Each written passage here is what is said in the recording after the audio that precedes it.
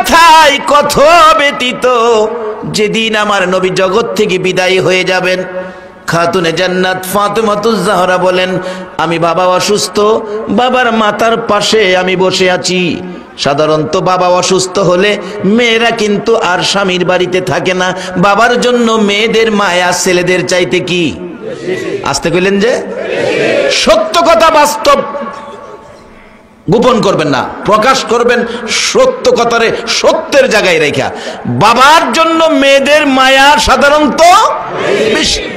খাতুনে জান্নাত ফাতেমাতুজ জাহরা আমার নবীর মাথার পাশে 24টা ঘন্টাই বসে থাকে। নবী এত অসুস্থ, নবী এত ব্যথায় ব্যতীত, তারপরেও মা ফাতেমা বলেন, আমি দেখেছি আমার বাবা মাঝে মাঝে মাথাটা ডান দিকে কাত করে চোখের পানিগুলো সারে ফুফাইয়া ফুফাইয়া কান্দে, বাম দিকে মাথাটা ঘুরাইয়া চোখের পানি সারে ফুফাইয়া ফুফাইয়া কান্দে। মাথায় হাত বোলাইয়া বললাম, বাবা গো এত কি ব্যথা গো বাবা, এত কি কষ্ট, এইভাবে তুমি কান্দো? আমার নবী জবাব দেন, রে ফাতেমা, আমি আমার কষ্টের জন্য কান্দি না, আমি ডান দিক বাম দিক তাকাইয়া দেখি আজকে আমি যদি বিদায় হয়ে যাই রে ফাতেমা, আমার সারা পৃথিবীর উম্মতেরা এতিম হইয়া যাইব। আমার এতিম উম্মতের দেখাশোনা কে করবে রে? আমি আমার উম্মতের ব্যথায় আমি কান্দি। আমার আল্লাহ সঙ্গে সঙ্গে সান্ত্বনা দিয়ে জিব্রাইলকে পাঠাইলেন, এরে জিব্রাইল, আমার বন্ধুর কানে খবর দে, বন্ধু যেন উম্মতের ব্যথায় না কান্দে, উম্মতের চিন্তায় যেন বন্ধু না কান্দে। আমি আল্লাহ কথা দিলাম রে, বন্ধুর অনুপস্থিতিতে আমি আমার বন্ধুর উম্মতের দায়িত্ব কিয়ামত পর্যন্ত দেখাশোনা করব। আর কোন নবী উম্মতের জন্য এইভাবে কাঁদে নাই, আর আমার আল্লাহ কোন নবীর উম্মতের দায় দায়িত্ব নেয় নাই, শুধুমাত্র আপনাদের দায় দায়িত্ব আমার আল্লাহ নিয়েছে। আল্লাহু আকবার বলো।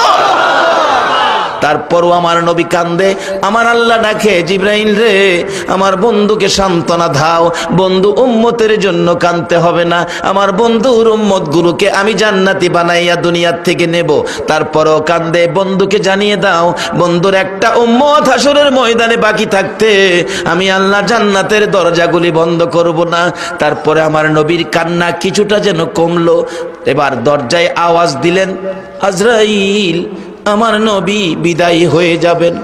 আমার নবী ডাকে, ফাতেমা রে, দরজাটা খুলে দাও। ফাতেমা বলেন, দরজার কিনারে যাইয়া দেখি এমন এক ব্যক্তি দাঁড়িয়ে আছে যার পাও দুইটা জমিনে, মাথা হলো আকাশে। বাবা গো, এই লোকটা কে? আমি তো জীবনে কোনোদিন দেখি নাই, আমার ভয় লাগে বাবা।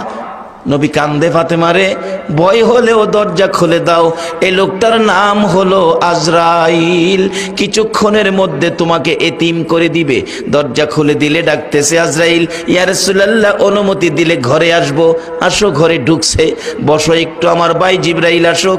এরে জিব্রাইল, আমি বিদায় হলে আমার উম্মতের ফাইসালা কি হবে? আমার উম্মতের ফাইসালা না করে আমি নবী বিদায় হব না। আজরাইল নবীজির বুকের উপর হাত দিয়ে বসলে আমার নবী কাঁদতেছে, চোখের পানি ছেড়ে গলা কাটা মুরগির মতো লাফাইয়া।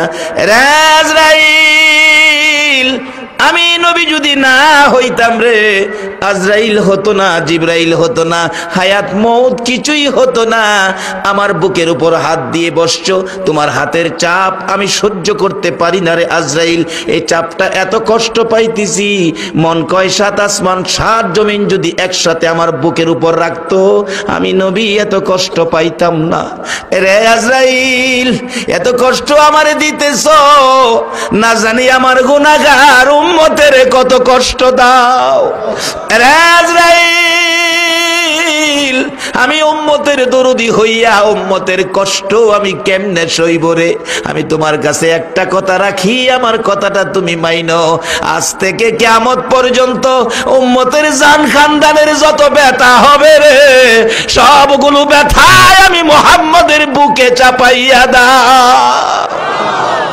আরে দয়ালো নবী, প্রেমের ছবি, আর আসবে না জগতে আমার দয়ালো নবী প্রেমের ছবি আর আসবে না হাসর দিনে উম্মত বিনে হাসর দিনে উম্মত বিনে যাবে না নবীজি বেহেশতে দয়ালো নবী প্রেমের ছবি আর আসবে না জগতে আমার দয়ালো নবী প্রেমের ছবি আর আসবে না 63 সাল জিন্দিগি কাছে বলে উম্মতি 63 সাল জিন্দিগি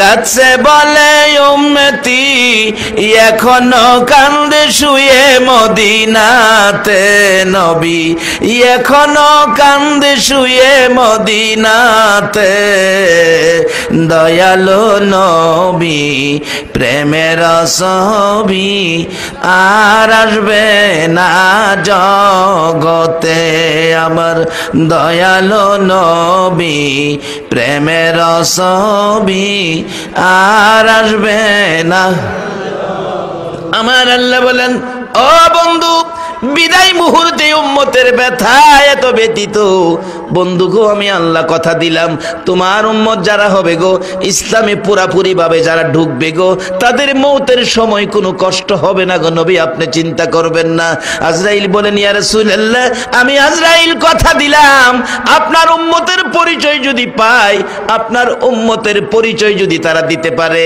তাদের জান তাদের রূহ এত সুন্দর করে আমি বাহির করে নিব মার স্তনে দুধ খাইতে খাইতে বাচ্চা যেমন মার কোলে ঘুমিয়ে যায় ঠিক এমনি ভাবে আমি হাত বাড়াবো আমি আজরাইলের হাতে আপনার উম্মতেরা ঘুমিয়ে যাবে কোনো কষ্টই পাবে না শর্ত হলো এই নবীর উম্মত হইতে হবে এই নবীর উম্মত হইতে গেলে কিছু জিনিস ছাড়তে হইব কিছু জিনিস ধরতে হইব কিছু জিনিস ছাড়তে হইব কিছু জিনিস পুরাপুরি ভাবে ইসলামে ঢুকতে গেলেও কিছু জিনিস ছাড়তে হইব যেটা ইসলাম স্বীকৃতি দেয় না এটা ছাড়তে হইব যেটা ইসলাম হুকুম করেছে এটা কি করতে হবে স্বার্থ হোক বা না হোক আল্লাহ নিকটে একটা ওয়াজ বাড়িতে নেন আল্লাহ নিকটে আল্লাহ যদি আমার নিকটে থাকে তাইলে আমি অন্যায়টা করবো কেমনে আল্লাহ তো আমার নিকটে আচ্ছা কোন তো বর্তমানে বাংলাদেশে র্যাবের মাইছে ভয় পায় 60 জন র্যাব যদি রাস্তাটা হাঁটে এই রাস্তাটার মধ্যে কোনো বেজাল থাকবো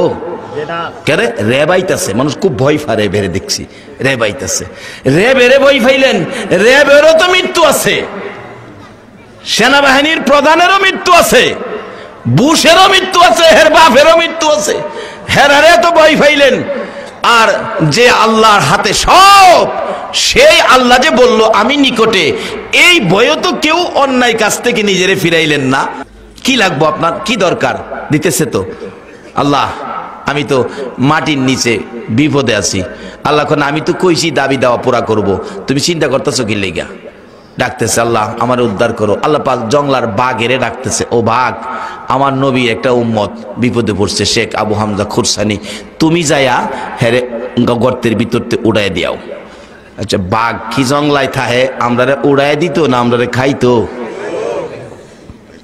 আসলে পরিচয় দিতালে খাইতো না আল্লাহ কইছে সমস্ত মাখলুকাতের মধ্যে সৃষ্টির সকল সৃষ্টির শ্রেষ্ঠ হলো মানুষ শ্রেষ্ঠ যদি আমরা হই আর বাকি সব তো আমরা গোলামি করব কিন্তু আমরা সেই শ্রেষ্ঠ জাতি হইতে পারছি না বিদায় ওই আচার আচরণ নাই বিদায় বাগে আমরা খায় বাগে খাইবো কই দেখেন না কি করে বাগে আল্লাহ কয় বাঘ বাচ্চারে দুধ খাওয়াইতেছস তাড়াতাড়ি যা আমার আবু হামজা খুরসানিকে মাটির কুয়ার থেকে উঠাইয়া দিয়া বাঘ দৌড় পিছে বাচ্চারা দৌড়ে বাঘ ডাহে দৌড়িস না তরাইস না আমার মালিকের হুকুম যাইয়া মাথাটা ধাক্কাইয়া, ইরাকের ঘটনা বলছি, পাথর সরাইছে, ডান দিকের সামনের হাতটা ভিতরে ঢুকাইয়া দিছে। যাইতে যাইতে যাইতে যাইতে কুদরতিভাবে বড় হইয়া শেখ আবু হামজার খুরসানির কাছে গেছে। দেখে সামনে কি একটা কে জানি বলতেছে, তোর সামনে কি আইছে, ধরছে। ধরার পরে দেহে পশম টসম আছে, ভালোই লাগে ধরলে, আরামই লাগে। ধরছে চাপদা, ভাগে কয় আল্লাহ যেটা লেগে ফাড়াইছো এটা পাওয়া গেছে। টানতে শুরু করছে আস্তে আস্তে আস্তে আস্তে আস্তে আস্তে না, যখন গর্তের মুখ পর্যন্ত নিচে ফাওড়া, শেখ আবু হামজা খুরসানি কয় সায়াদিহি যেই বড় মুজ দেখা যা, চোখ যেমনে চাইছে এটা দি বাঘে নেয়। আল্লাহ সাইরা দেমনি, আল্লাহ কো সাত থেকে রে কয় বাঘ দিয়ে আমার টাইনে উপরে উঠাইছে, বাঘে তো মানুষ খায়। আরে বাঘে মানুষ খায় না, বাঘে মানুষটা উঠাইয়া দেয়। ওই যে ভাগ খাইবো আমারে, বাঘে মাথা জাহি দেয় না, আমি খাইতাম না। আখিরি নবীর উম্মত হন, পুরাপুরি ভাবে ইসলামে ঢুকেন, আল্লাহর কসম বাঘ পর্যন্ত আপনাদের গোলামি করবে। আর অহন মশাই পাইলে সারে না, কয়েল লাগান লাগে, বাঘ গোলামি করবে কিভাবে? আসুন বাস্তবতায় যাই। নবীজির একজন সাহাবীর জীবনী, উনি নদী পথে যাইতেছে, ঘূর্ণিঝড়ে নৌকাটা ভাঙ্গিয়া টুকরা টুকরা করে দিল, সব মানুষ হাবুডুবু খাইতে খাইতে মরে গেল। নবীর সাহাবীটা একটা কাঠের টুকরাই ধরে কোন রকম সাঁতরায়া কিনার পাইলো, ঠাই পাইলো, আর শুকনায় উঠে বলতেছে আল্লাহ সবগুলি মানুষ মরল, আমি তো বাঁচলাম। যেখানে খারইয়া কইতাছে আমি বাঁচলাম, এটা সুন্দরবনের মতো আফ্রিকার বাঘ ভাল্লুকের জংলা। যেখানে খারইয়া কইতাছে বাঁচলাম বাঁচলাম, এমন টাইমেই দেহে মানুষের গন্ধ ফায়া জংলার কিনারো যে বাঘ ঘুমাইছে, একটা ঘুমের তুইটা চাইয়া দিছে। চাইছিন সেই দিকে শুকনার দিকে যাইবো, গাছ গাছ রাছে বাড়িঘর খুঁজবো, ছায়া দেহে বাঘ একটা জংলার বাঘ, তো ছোট বাঘ না। বাবা রে বাবা, বাঘ দেখে কই আল্লাহ কই আইলাম, মরছিলাম নদীত ফিরেই মরতাম, অন্দি বাঘে চিরা খাইবো। অবশেষে কয় খাইবার আগে একটা পরিচয় আমার তো আছে, পরিচয়টা আমি দিয়া দেখি। ও জংলার বাঘ, আমারে খাবি? আমার পরিচয় জানোস? আমি আখিরি নবীর উম্মত, যেই নবীর সৃষ্টি না হইলে তুই বাঘের সৃষ্টি হতো না, আমারে খাইস না। বাঘ দাঁড়ায় শুনছে, কিন্তু পরে আবার আইতাছে, কার এখন তো খাইবো নে, আবার হাত বাড়াইছে। বাঘ আমার পরিচয়টা পাইছস না? আমি আখিরি নবীর গোলাম, আখিরি নবীর গোলামি করি, আমারে খাইস না, নবীর গোলামের গায়ে হাত দিস না। ভাগ দাঁড়াইয়া শুনে আবার আইতাছে, কাছাকাছি আসার পরে নবীর সাহাবিটা কাঁপতে কাঁপতে ভয়ে, খাইবই তো অত উপায় নাই, বসে গেছে। বাঘ নবীর সাহাবীর ভয় দেখে তার জীবনী লেখে, বাঘ ডাকতেছে প্রভু গো জবানটা খুলে দাও, আমি নবীর গোলামের সাথে কথা বলি। কথা বলতেছে, ও জংলার ভাগ মানুষের মতো কথা বলে ডাকতেছে, ও নবীর গোলাম ভয় পাইতেছো কেন? ভয় পাইও না, আমি তোমারে খাইতে আসি নাই তো, আমি তোমাকে মদিনার পথ দেখাইয়া দিতে আইছি। এই শানে আমি গজল বানাইছি, কইতাম নি কইতাম। নবীজির গোলামের কোনো চিন্তা নাই, চলো নবীজির জান্নাতে মদিনাতে যায়। আপনার লগে কইলেন ভালো লাগে আমার, আমি বুড়ো হয়ে গেছি কেনা। নবীজির গোলামের, নবীজির গোলামের কোনো চিন্তা নাই, চলো নবীজির জান্নাতে মদিনাতে যাই, চলো নবীজির জান্নাতে মদিনা। কে কে যাবে মদিনায়, মদিনাতে কান্দে নবী উম্মতের মায়ায়। কে কে যাবে মদিনায়, মদিনাতে কান্দে নবী উম্মতের মায়ায়। দিনী রজনী কান্দেন যিনি, দিনী রজনী কান্দেন যিনি, শুয়ে রোয়া যায়।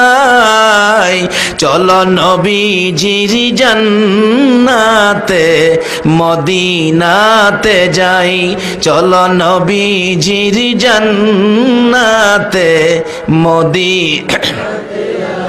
কঠিন হাসরের দিনে বেহেশতে যাবে না নবী উম্মত বিনে।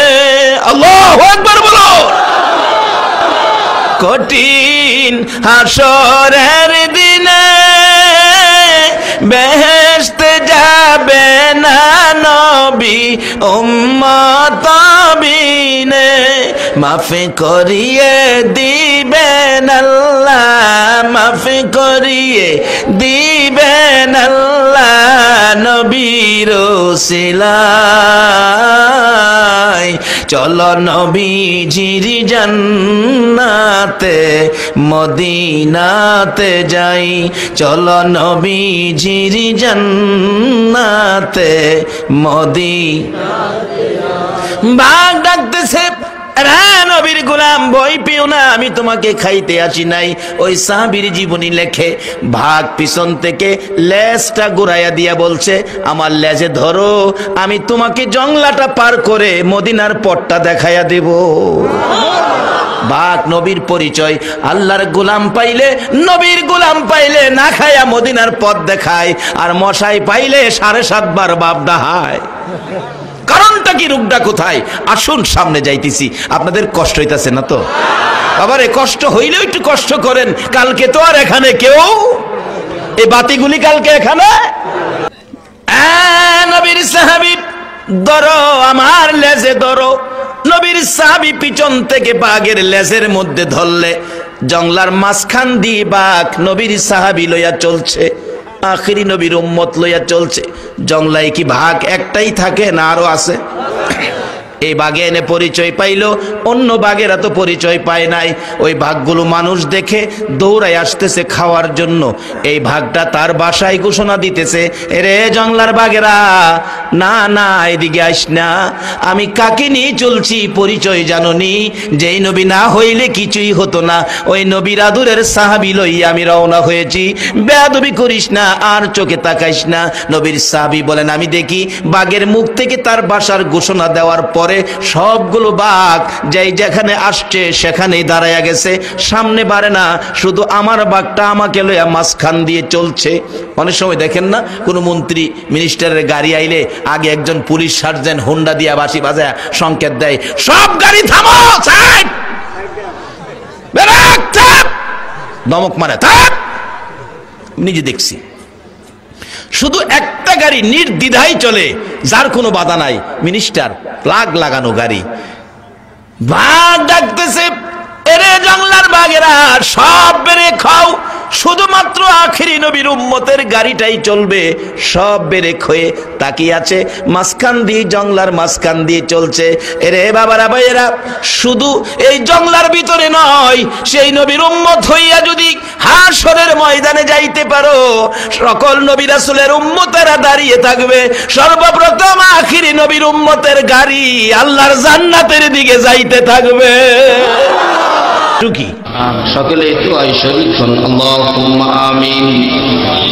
রব্বানা যালামনা আনফুসানা ওয়া ইন লাম তাগফির লানা ওয়া তারহামনা লানাকুনান্না মিনাল খাসিরিন। রব্বিরহামহুমা কামা রব্বায়ানি সাগীরা। রব্বুল আলামিন, জানি না গো কিভাবে তোমারে ডাকবো, জানি না কিভাবে ডাকলে জীবনের গুনাহ ক্ষমা পাবো। মাবুদ, রজবের চাঁদ, তোমার বন্ধুর মেরাজের চাঁদ, বন্ধুর প্রেম প্রাসাদে বন্ধুর আগমনের চাঁদ। এই পবিত্র চাঁদে বন্ধুর ভালোবাসার বিনিময় আজকের মাহফিলের উসিলায় আমরা যারা হাত বাড়াইছি, আমাদের সারা জীবনের গুনাহগুলো মাফ করে দাও।